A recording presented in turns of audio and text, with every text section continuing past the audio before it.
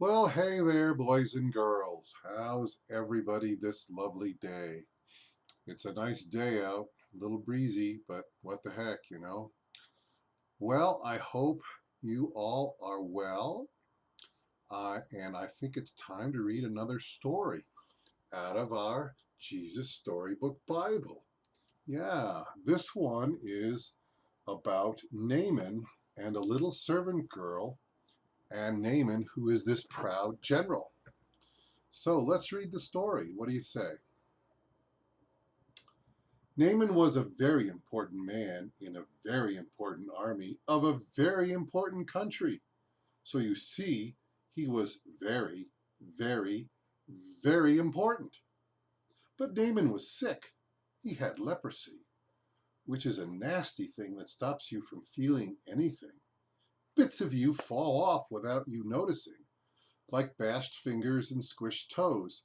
It might sound funny, but it wasn't. And Naaman certainly wasn't laughing. There was no cure, it never went away, and in the end it killed you. Naaman needed help.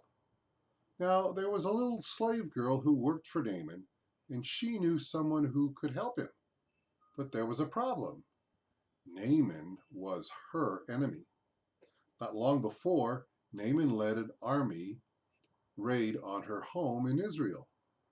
He had killed her whole family and then carried her off to Syria and made her into his slave. Every night she cried and cried herself to sleep. She had lost everything. Why would she, of all people, want to help Naaman? Didn't she hate him and want to hurt him back? Didn't she want to make him pay for the wrong he'd done? That's what you would expect, wouldn't it? But instead of hating him, she loved him. Instead of hurting him back, she forgave Naaman.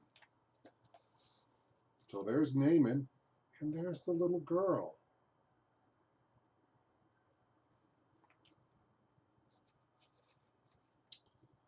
I want Naaman to get well, she said to her mistress. There's a man in Israel called Elisha who can heal him. I'll go, said Naaman, loading up his wagons and putting on his flashy armor. But I'll go to the palace because that's where someone important like me gets healed. So he hurried off to Israel and went straight to the king. My healing, please, he announced. I can do lots of things, the king replied, but only God can heal. Just then a message from Elisha arrived. Send Naaman here, it read. So Naaman hurried off to Elisha's house. But Elisha didn't even come out and greet him. He just sent a servant instead. Doesn't Elisha realize who I am? Naaman thought. So there is Naaman's coming to the palace and then getting sent off to Elisha's house. But what the servant said next made him even crosser, Naaman that is. He said to Naaman, wash in here. Just wash? Naaman laughed. In that slimy, stinky river? He looked around to see if it was some kind of a joke. It wasn't. Any person can wash in a river, he thought. I am Naaman. I am important. I should do something important so God will heal me. And he rode off in a rage. Of course, you and I both know that's not how God does things. All Naaman needed was nothing. It was the one thing Naaman didn't have.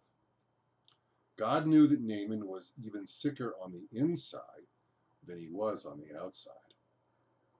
Naaman was proud. He thought he didn't need God. His heart didn't work properly. It couldn't feel anything. You see, Naaman had leprosy of his heart. God was not only going to heal Naaman's skin, he was going to heal Naaman's pride. So there's Naaman, and there's the stinky river, The servant telling him to get in the river, and no, Naaman wasn't going to do it, was he? Nope. Naaman finally agreed to wash in the river, and instantly his skin became smooth like a baby. Naaman wanted to pay Elisha. God healed you. You can't pay, Elisha said. It's free. And so it was that a very sick man was healed, all because of a little servant girl who forgave him. God knew sin was like leprosy.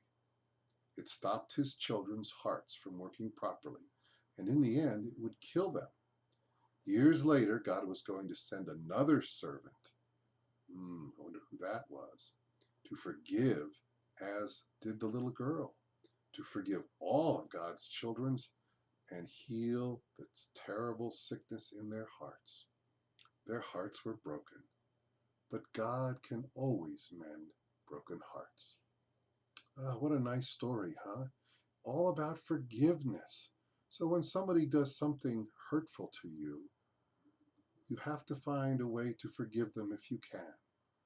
That's what God tells us to do. So when your little brother takes your toy or says something mean, you just have to forgive them as best you can. Okay, shall we pray? Will you all pray with me? Dear Jesus, thank you for this day. Thank you for my home and my family. Thank you for all the gifts we have. Please help me to forgive people when they hurt me, when they are mean to me, when they aren't nice to me, because this is what Jesus wants us to do. We ask all this in your precious name, and all God's children say, Amen. Well, thanks, boys and girls. Hope you have a great rest of the day, and give a hug to each other. I'm hugging you from afar. Talk to you all soon. Bye-bye.